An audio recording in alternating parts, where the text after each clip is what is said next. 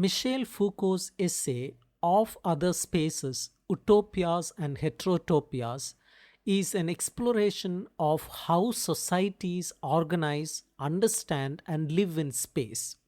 He begins the essay by explaining that while the 19th century was dominated by history with its focus on progress, crisis, cycles, and the weight of the past, the present age is more concerned with space. In his view, the modern era is not defined by time unfolding, but by space arranged side by side, network of relations, and connections across distance. We live in a time of simultaneity and juxtaposition, where events and locations interact all at once instead of unfolding only in sequence. Our world feels less like a timeline and more like a web where points link to one another.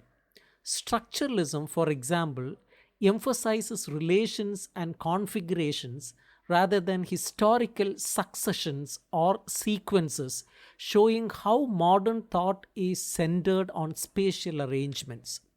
Foucault reminds us that space itself has a history in Western thought.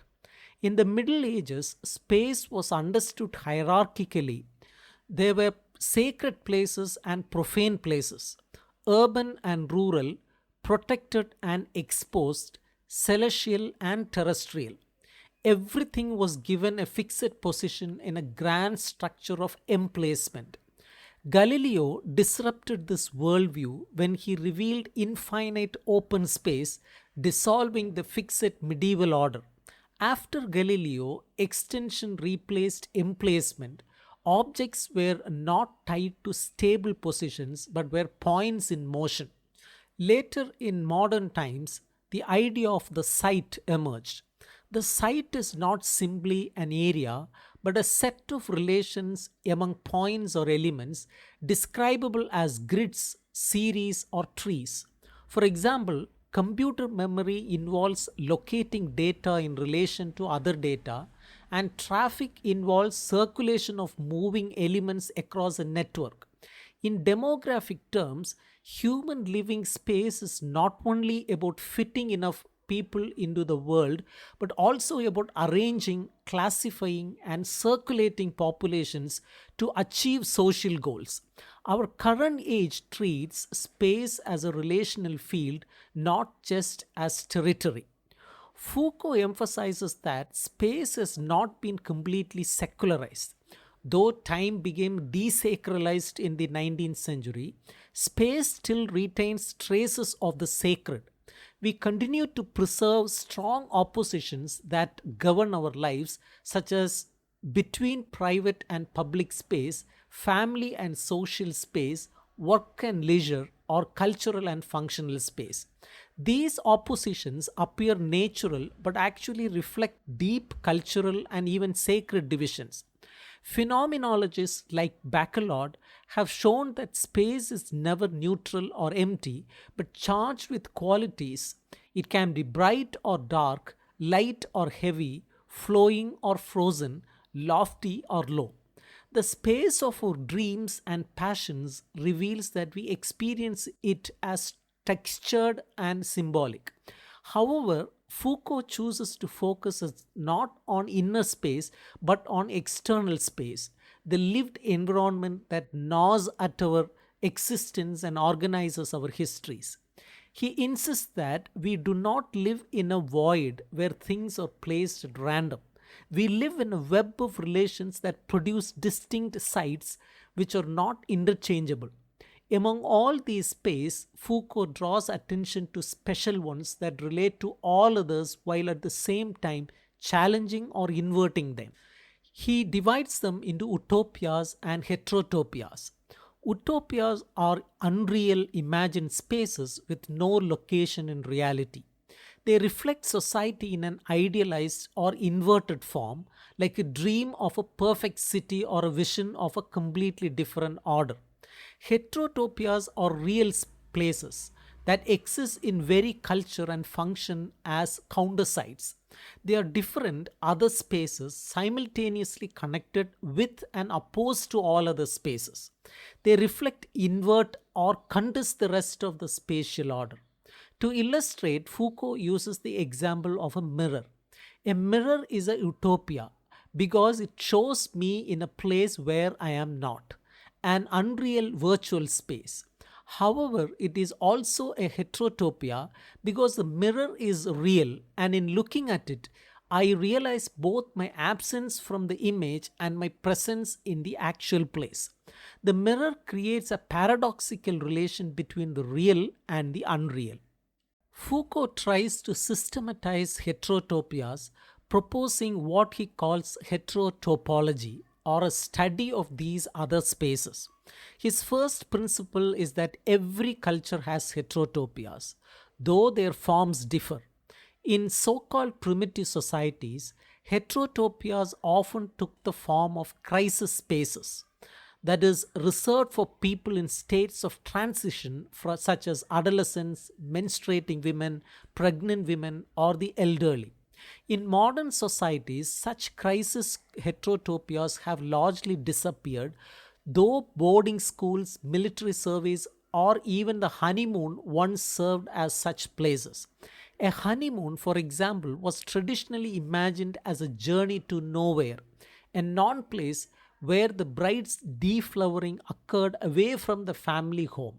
Today, crisis heterotopias have been replaced by heterotopias of deviation, which house people whose behavior departs from social norms, psychiatric hospitals, prisons, retirement homes.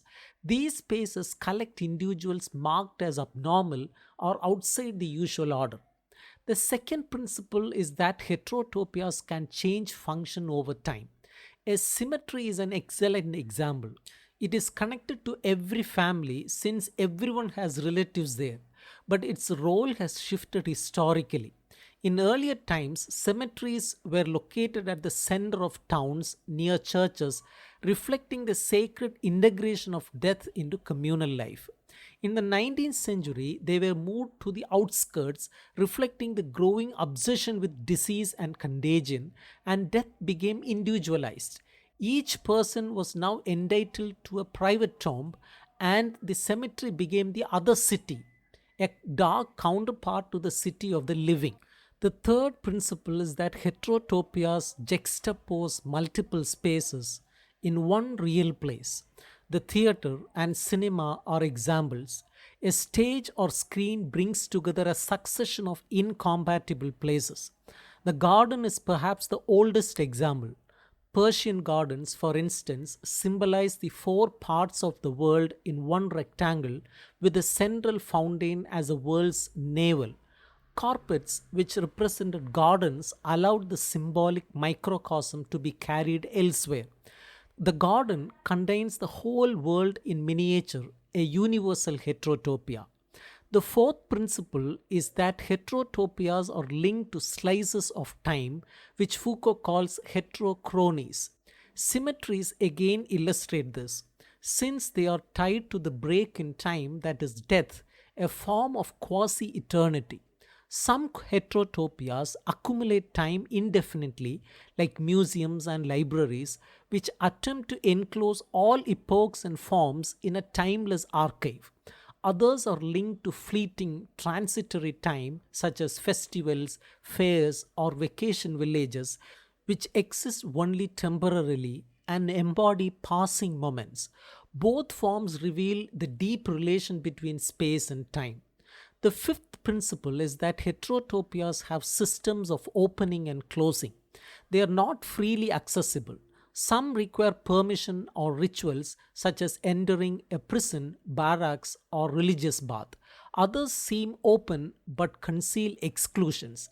In Brazilian forms, for instance, travelers could enter bedrooms to rest but never gain access to the family's private quarters. Similarly, American motel rooms serve as spaces for illicit relationships, open to anyone with money but actually excluding them from public visibility. These rules of access both isolate heterotopias and make them permeable. The sixth principle is that heterotopias function in relation to all other spaces. They either create spaces of illusion that expose ordinary spaces as false, or spaces of compensation that create an ordered perfection lacking in real life. Brothels once provided spaces of illusion, reflecting and distorting society's sexuality. Colonies, on the other hand, served as spaces of compensation meticulously organized to embody an ideal. Foucault recalls Jesuit colonies in Paraguay, where villages were laid out in precise geometric form. Life was regulated by bells, and Christian symbols structured the geography. The colonies were designed as perfect counterworlds. Finally, Foucault identifies the ship as a heterotopia par excellence. A ship is floating piece of space, simultaneously closed and open to the infinity of the sea. It moves from port to port, connecting brothels, colonies, and markets, carrying treasures and stories. Since the 16th century, ships have been the greatest instrument of economic expansion and also the greatest source of imagination. They embody adventure, dreams, and exploration.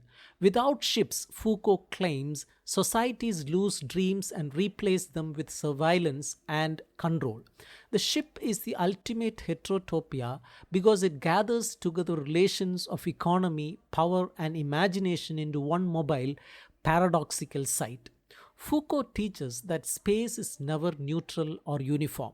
Every society creates heterotopias, that is, special places that reflect, invert, or contest the rest of the social order. These places are real but function strange and layered ways, linking space and time, openness and exclusion, reality and imagination. Utopias may remain imaginary, but heterotopias are lived reality, shaping how people organize their lives and their dreams. By paying attention to them, we can see how societies structure themselves, where they hide what they cannot confront, and how they imagine what lies beyond their ordinary spaces.